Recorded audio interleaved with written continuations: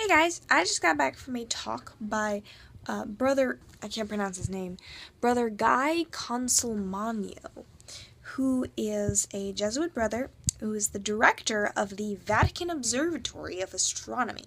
And he gave a talk on, does science need God? And obviously, he is a Jesuit brother, so the answer was yes. There are certain aspects of the pursuit of science, the pursuit of this sort of knowledge, which God is like the underlying thing there.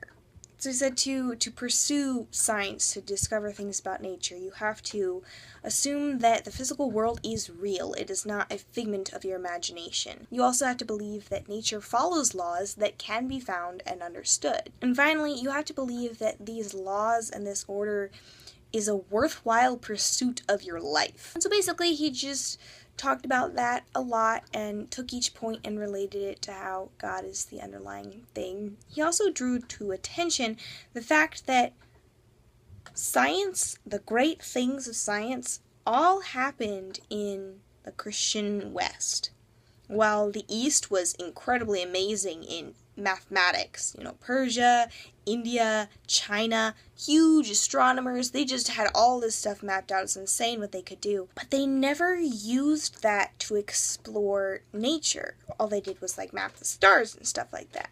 It was only in the West where they applied that to discovering laws of nature. Starting with Aristotle, but it really didn't pick up until Galileo, when he was the first who really started the scientific process, and then from there it just took off and went crazy. Number one, the Christians, they believed in a God, but their God was supernatural. He was outside of nature, totally above nature. So they couldn't explain, a volcano by saying, oh, it's a God. They were freed to ask a question, okay, well, that's not God particularly. What is it that makes that happen? So the first thing was that they were free to ask these questions.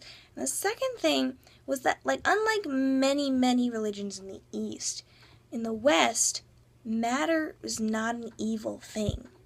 They weren't all hyper-spiritual where, the body is a cage and you need to escape it by, reaching nirvana. No, matter was something beautiful and sacred, and, God so loved the world that the Word became flesh. This is a really good thing, and definitely a worthwhile pursuit to, learn about it. Another thing that I thought was really cool was regarding whether or not you can prove God through science.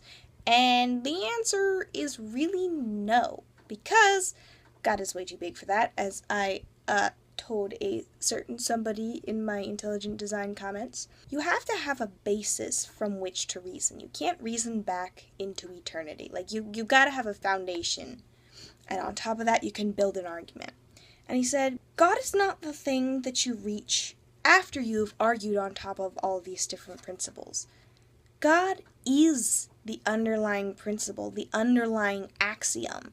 You have to build from the foundation of God to find, divine anything that is true.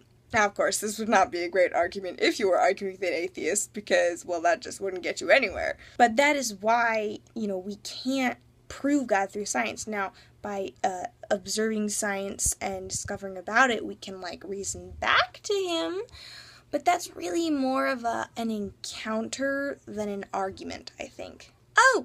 And one other thing that he said that I thought was really cool, because I just made a video about people. Brother Guy said that, while he learned about, creation, God's creation, he said he could learn about God's personality in the meanwhile.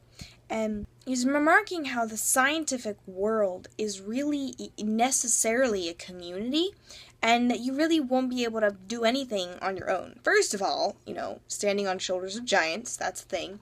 And, second of all, it's so important to be always sharing ideas and getting your articles peer-reviewed and being taught and learning and sharing. And it's all about relationship in the science world. It's also all about relationship in the religious world, where you go into community to pray and to worship and to discover God and stuff like that. And he was relating that to the Trinity, being God is community, and he makes us as community, and our pursuits are community, and just blah. Yes, people. Very cool, as I said before. So yeah, it was a pretty cool talk, and I hope these were enlightening and enjoyable for you to listen to. I will be back tomorrow. Bye.